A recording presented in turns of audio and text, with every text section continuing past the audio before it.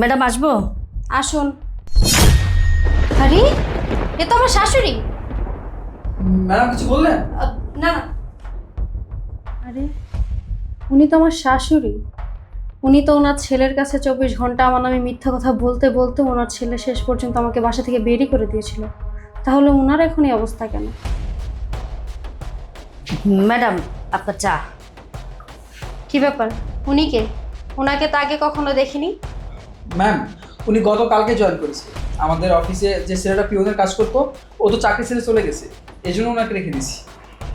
Peon চাকরি ছেড়ে চলে গেছে, ভালো কথা। সেজন্য কি একজন বৃদ্ধ মানুষকে কাজে রাখবেন নাকি? ম্যাম, উনি অনেক অসহায়, ওনার হাজবেন্ড অসুস্থ, প্যারালাইসিস, কাজ করতে পারে না। এই জন্যই ওনাকে রেখে দিছি আমাদের অফিসে টুকটাক কাজ করবে আর কি। না না, আমার অফিসে আমি কোনো বৃদ্ধ মানুষকে অ্যালাউ করবো না। ম্যাম, উনি অনেক আগতি মিনতি করে আমাকে বলেছিল, এই জন্য আমি আর না করতে পারিনি। ম্যাডাম আপনি আমার কাজ থেকে বের করেন না। যদি কাজ থেকে বের করে দেন তাহলে আমরা না খেয়ে মরে যাব। আমার স্বামীরা প্যারালাইজ, অসুস্থ, তার ওষুধপত্র কিছু কিনতে পারবো না, বিনা চিকিৎসায় মারা যাবে। আপনি আমার চাকরি থেকে বের করেন না ম্যাডাম। আপনি এই বয়সে কাজ করতে এসেছেন, আপনার কি কোনো ছেলে সন্তান নেই? আছে, ছেলে আছে। ছেলে আছে, তারপর আপনাকে এই বয়সে কেন চাকরি করতে হচ্ছে? ছেলের বউ বাড়ি থেকে বের করে দিছে। কি বলছেন? আপনার ছেলের বউ আপনাকে বাড়ি থেকে বের করে দিয়েছে? কিন্তু কেন? কেন শুনবেন? আমার ছেলে বিয়ে করেছিলাম, প্রথম বউটাকে ব্যাপারে অনেক কথা আমার ছেলেদের বলছিলাম, মিথ্যা কথা বইলা। ভাবনা, এই ভাবনা, এক গ্লাস পানি নিয়ে আসো তো।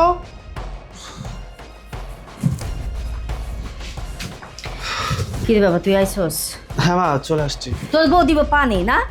তাহলে তো হয়েছিল এই কাম। কেন মা, কি হয়েছে? কি হয়েছে? তোর বউ সারাদিন থাকে হুইয়া বইয়া থাকে, সব কাজ আমাদের করতে হয়। হ্যাঁ, বৈশা বৈশা খালি গিলে। হ্যাঁ, তোর বিয়ে করেছিলাম কি লেগা? তোর বিয়ে করেছিলাম এই জন্য যে ঘরের মধ্যে বউ আইলে আমরা একটু আরাম করবো। আরাম তো দূরের কথা, সারাদিন কাজ করতে করতে আমি পেরেশান। কি বলতেছো মা? এইসব অশান্তি না আমার একদমই ভালো লাগে না। প্রতিদিন অফিস থেকে এসেই আমার এইসব অভিযোগ শুনতে হয়। এইসব শুনতে আমার আর ভালো লাগছে না। কি বলবো, তোর মা তো সত্যি কথাই বলে। বিয়ে করাইছিলাম তোরে অনেক আশা নিয়ে, যে তোর বউটা বাড়িতে আসলে আমরা এই বয়সে অন্তত একটু আরাম আয়েসে দিন কাটাবো। আরাম আয়েস তো দূরের কথা, আমাদের আরাম আবার হারাম হয়ে গেছে।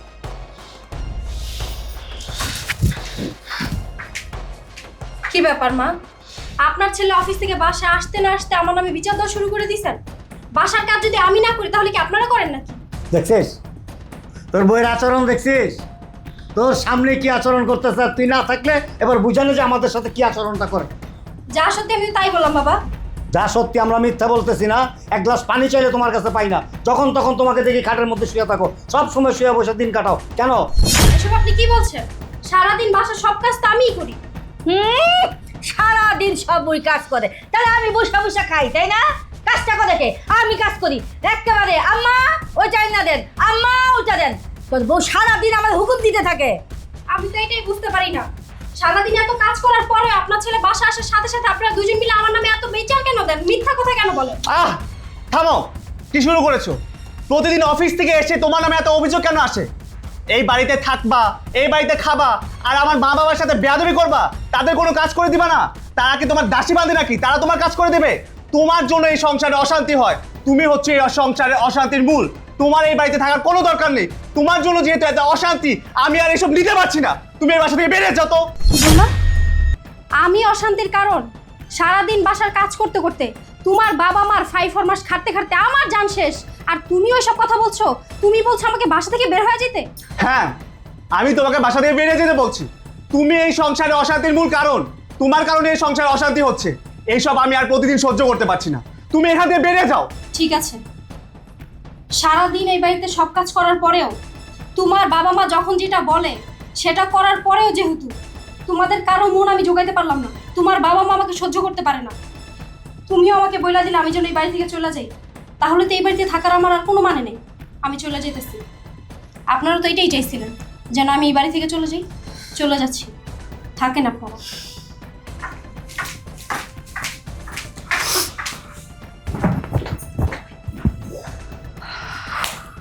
আরে বসো।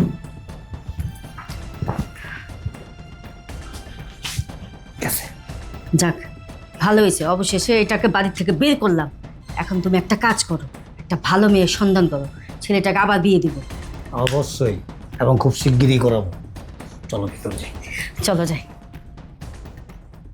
আপনার ছেলের বউ এত ভালো থাকার পরেও তার নামে এত বানিয়ে বানিয়ে মিথ্যা কথা বলে আপনার ছেলের কান ভারী করে শেষ পর্যন্ত মেয়েটাকে বাসা থেকে বের করে দিলেন আপনারা। এটা কি ঠিক করেছেন? ওই মেয়েটার সাথে অন্যায় করেছেন না? হ্যাঁ, ওই মেয়েটার সাথে আমরা অন্যায় করছি, সেটাই আমাদের ছিল সবচেয়ে বড় ভুল। তারপর কি হলো? তারপর আমাদের পছন্দ মতো আমার ছেলেকে আবার দ্বিতীয় বিয়ে করাই। এই কই তুমি শুনছ? এই নতুন বউ নিয়ে আসছি। নতুন বউ নিয়ে আসছো? বাহ, এই, এটা আমার মা, সালাম করো।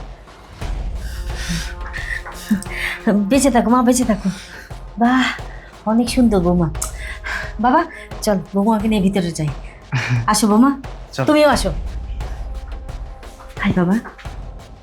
প্রথম বউ না হয় আপনাদের পছন্দের ছিল না, সেজন্য তার নামে মিথ্যা কথা বলে বলে তারপর বাসা থেকে বের করলেন। কিন্তু দ্বিতীয় বিয়ে তো আপনার ছেলেকে আপনারাই পছন্দ করে করাইছিলেন, তাহলে আপনাদের তো ভালো থাকার কথা ছিল। আর ভালো থাকা ম্যাডাম, তাহলে শুনেন। কই ডাকো না? হ্যাঁ, ডাকতেছি, ধরো। বৌমা, বৌমা, এখানে আসো তো। কি হলো বৌমা?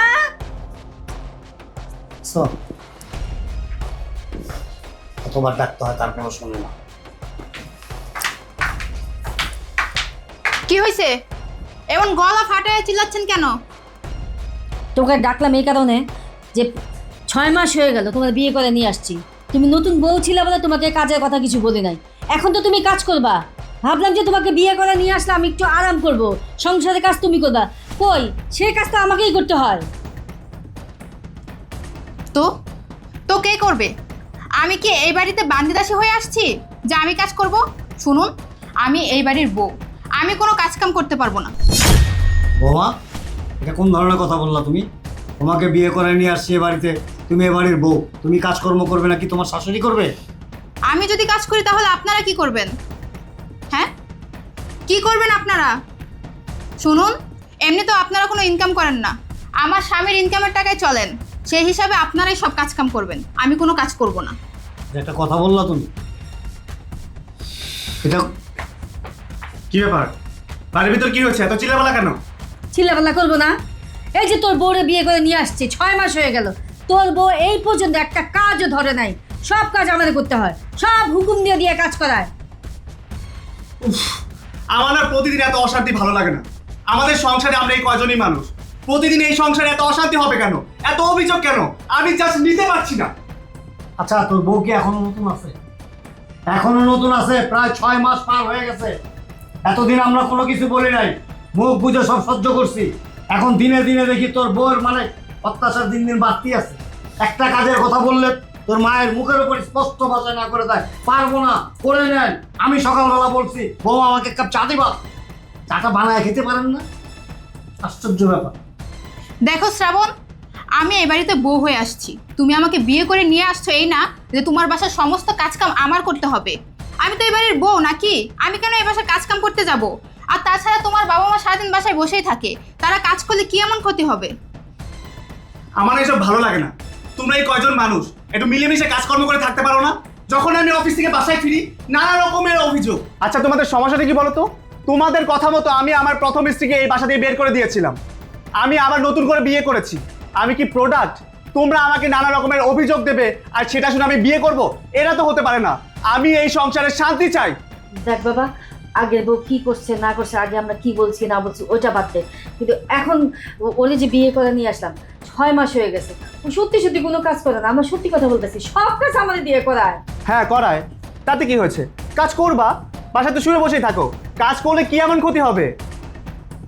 শোনো শ্রাবণ, তুমি যদি শান্তি চাও তাহলে তোমার বাবা মাকে এই বাসা থেকে বের করে দাও। তারা যদি এই বাসায় থাকে তাহলে তুমি কখনোই শান্তিতে থাকতে পারবে না। আর যদি তুমি তাদের বাসা থেকে বের না করো তাহলে আমি এই বাসা থেকে এই মুহূর্তে বেরিয়ে যাব। এই তুমি এসব কি বলছো? তুমি এই বাসা থেকে বেরিয়ে যাবে মানে? তুমি এই বাসা থেকে কোথাও যেও না। বাবা মা, তোমরা তো শান্তির জন্য আমাকে বিয়ে করিয়েছো, সুখের জন্য। আমার সুখের জন্য যা যা করা উচিত তোমরা তাই করো। চল আমার চলে যাই। ঠিক আছে বৌমা, আমরা চলে গেলে যদি তোমার শান্তি হয় আমরা চলে যাচ্ছি। তবে যাবার আগে একটা কথা বলে যাই, আমাদের আগের বৌমা না তোমার চেয়ে অনেক ভালো ছিল।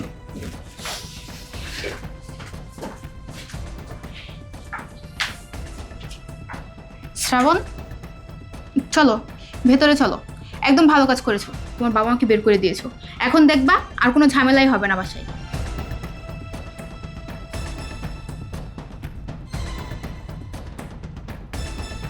কি বলছেন? প্রথম বউকে আপনারা মিথ্যা অপবাদ দিয়ে বাসা থেকে বের করে দিয়েছেন, তারপর আপনাদের ছেলেকে আপনাদের পছন্দে আবার বিয়ে করাইছেন, আর সেই বউ আপনাদেরকে এই বয়সে বাড়ি থেকে বের করে দিয়েছে। সবই আমগো কপাল। পাপ করছি, অন্যায় করছি, ওটা প্রায়শ্চিত্ত করতেছে এখন। জানেন ম্যাডাম, আমার ছেলের প্রথম বউটা না অনেক ভালো ছিল, লক্ষ্মী ছিল। ওর নামে মিথ্যা কথা বলে ছেলের কাছে বাড়ির থেকে বের করছি। নিজেকে পছন্দ মতো ছেলেরা আবার বিয়ে করালাম। ভাবছিলাম সেই বউটা আইসা বাড়ির সব কাজকর্ম সব কিছু করবো, বুড়া বয়সে আমরা একটু আরাম করবো। সেটা আর হলো না। আমাকে দিয়ে সব কাজ করাইতো, আমার দিয়ে বাড়ির সব কাজ করাইতো, আমার স্বামীর দিয়ে বাজার করাইতো, অনেক কিছু করাইতো আমাদের দিয়ে। শেষে আমরা টিকতে না পেরা ছেলের কাছে বললাম, কিন্তু ছেলে আমাদের কথা বিশ্বাস করলো না। বিশ্বাস করলো বউয়ের কথায়। বউয়ের কথায় বিশ্বাস করে আমাদেরকে বাড়ির থেকে বের করে দিয়েছে। জানেন ম্যাডাম, আমার স্বামী না বাড়ির থেকে বাইরেছিল সুস্থ, কিন্তু এখন অসুস্থ। সে বাসার মধ্যে প্যারালাইস অবস্থা পড়ে আছে। দয়া লাগে আপনি আমাদের কাজের থেকে বাইরে করে দেন। যদি কাজ থেকে বাইরে করে দেন তাহলে আমরা না খেয়ে থাকবো। শেষে আমাদের অবস্থা এমন হবে, ভিক্ষা করা ছাড়া আমাদের আর কোনো পথ খোলা থাকবে না। আমার সামনে নিয়ে ভিক্ষা করতে হইব। আমাদের বাইরে করে দেন না কাজ থেকে।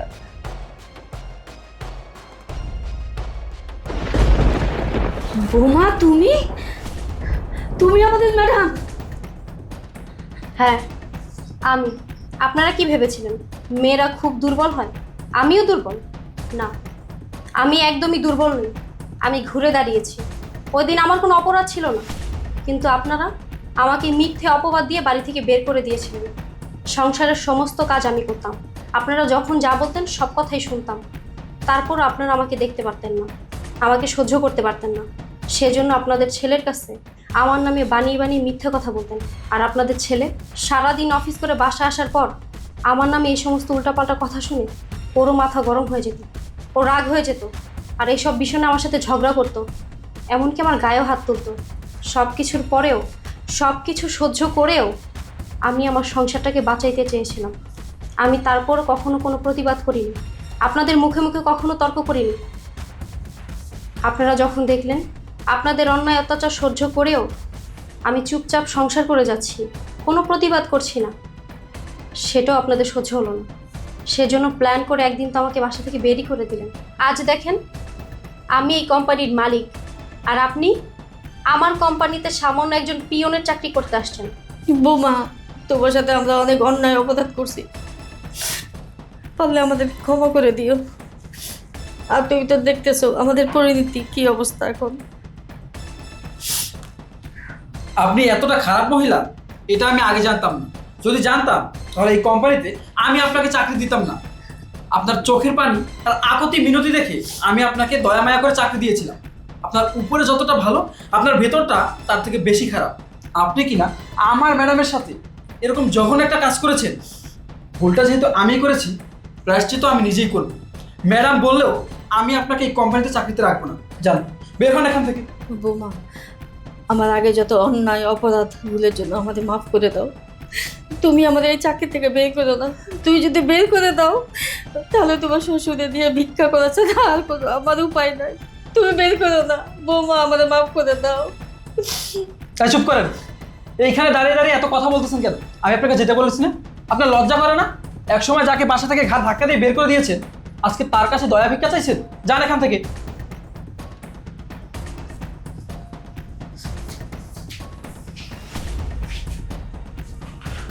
শুনুন, উনি এক সময় আমার সাথে অনেক অন্যায় করেছেন। ওনার জন্য আমি আমার স্বামীর সংসার পর্যন্ত করতে পারিনি।